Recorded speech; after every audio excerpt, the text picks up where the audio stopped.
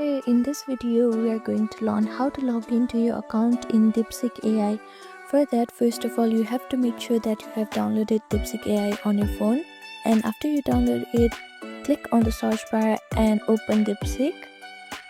Now you'll see this login page. And here on this top field, you have to type in your email address or your phone number to log into your account.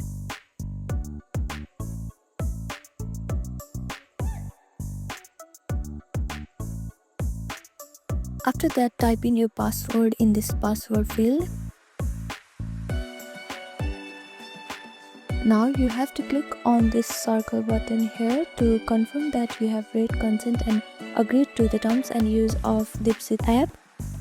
And if you have forgotten your password, you can click on this forgot password link and reset your password.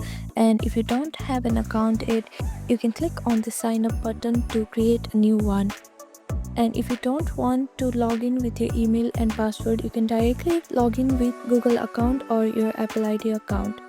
After that, click on this login button, and these are the simple steps that you can follow to log in to DeepSeek AI.